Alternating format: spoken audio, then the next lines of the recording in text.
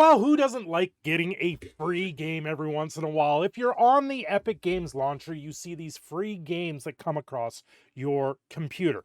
Every week they offer a new thing, but the newest thing from Epic Games here is the fact that they're now petitioning the FTC to create facial recognition for age verification. Let's take a look at this. You know, every once in a while, something comes up on the docket here where I got to talk about it because I just don't like the idea of where we're going in this world. ESRB asked FTC to approve facial estimation age checker.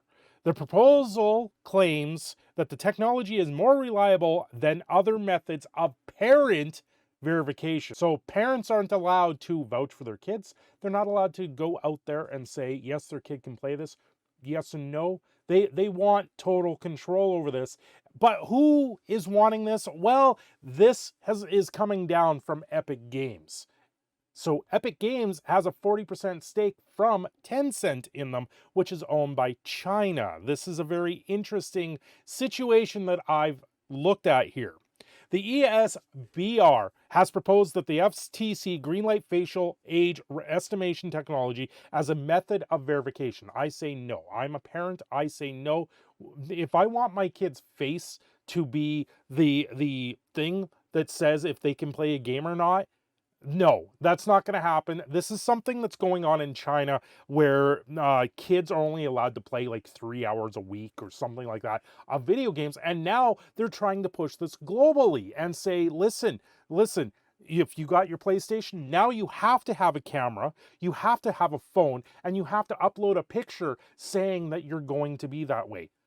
My kid is 6. He's not ever going to have a phone for a very long time until he's ready and until I deem that ready at this point. And I don't think that the games industry should be worrying about things like this. I don't think this is their job. This is not their situation to petition government bodies to say, listen, this is going to be age recognition for your facial features. So what happens if someone is absurdly looking young or looks absurdly older than what they are? Now you have your friends that have to sit there and stand in front of it. This is worse than going out there and buying a bottle of booze for a child. And that's going to be another story very soon. Take a look and subscribe to the channel because I'm going to have a very interesting story on a toddler not being able to buy booze in Canada, a very strange situation in that sense.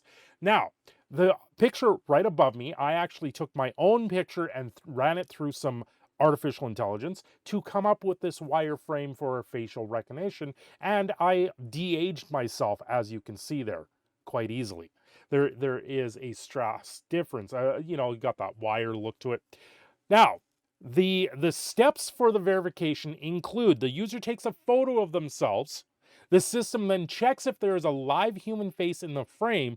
The image is uploaded to Yoti's backend server for estimation. You're putting it onto a backend server, meaning they are saving a copy of this photo in their backend server for this situation. Now, Yoti is an Epic Games subsidiary. This is also being pushed out there by a software company called SuperAwesome, which recently was bought up by Epic Games. SuperAwesome joins the Epic Games family. And Yoti here is also owned by Epic Games in particular. So this is all coming down from Epic Games, which is essentially a company that's under Tencent, which is Chinese owned. It's a very scary situation to see this. Regarding safety concerns for those that use the technology, including minors, the proposal said images are immediately permanently deleted and not used by Yoti for training purposes. Well, I wouldn't put them past this because we have TikTok, and TikTok's getting this slap down, and it's been hit around the world by a few places saying you're not allowed to do this because the information goes back to the Chinese government, and in a lot of cases they gather info and intel on you. Sure, it gets deleted, but it's still going to get used for certain other things. It's going to give points. It's going to say, listen, I'm sorry, but your social credit score isn't good enough for you to play this game today. You don't look old enough. You don't look young enough to play this game. It's not a very good way to do business. I think the games need to go out there in the industry, and others, like myself, parents are the ones that are going to say our kids can watch or not watch.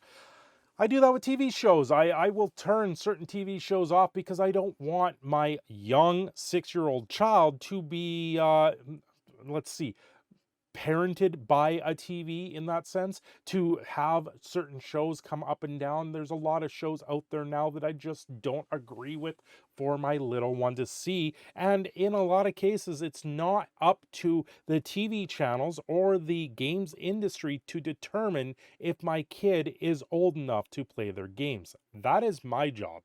That is something I do as a parent to raise my child. It's not something that I think should come down to where other people are counseling on the raising of my child. Now, it does take a village to raise a child, and going through everything we've been through, where spending over 300 days in hospital, it took a lot of people, a very lot of people, to get to the point where we are today. And damned if I do if I'm going to let some game industry or gaming company tell me how my child or where my child is allowed to watch or play video games. That is not up to them, that is up to me. Recently, I pulled out a Game Boy and put Tetris in it, and actually, I've been letting my little one learn how to play Tetris because it gives you that little bit of problem solving through it. Now, he doesn't sit there and play it a lot. He maybe plays 10 to 15 minutes, and that's about it in a given day, and that's it. He has no actual true interest to sit there and continue with the video games. Not like me at that age, where I sat there and I wouldn't put it down. I would continue just to play these games. No, he would rather go out and explore. We get out, we do a lot of walks, we get out and do a lot of things that are just active overall. And that is the more positive note that I have to say that it brings along. Now, ultimately, the age rating of things, it's been a good solid thing for the games industry for a long time, where you get these ratings in games and it actually shows you what games are more appropriate for kids. Now, when it comes down to the Game Boy and Tetris, I honestly think very little. When you're a little kid, you can probably get away with something like this.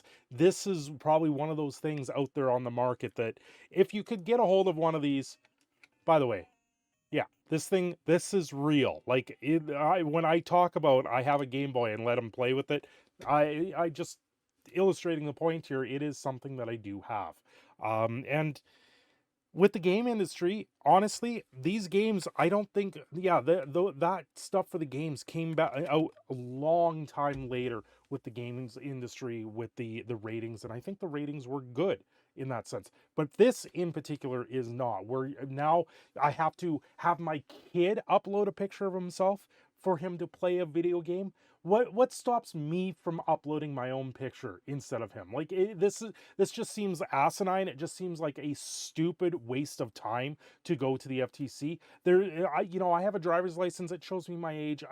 Birth certificates. It doesn't make any sense in this case that we're going to have this new version where you have to have upload a picture of yourself and then have AI turn around and tell you what your age is. That's not something that I think is useful. I honestly think by putting in the date, in a lot of cases, people just bypass it anyway.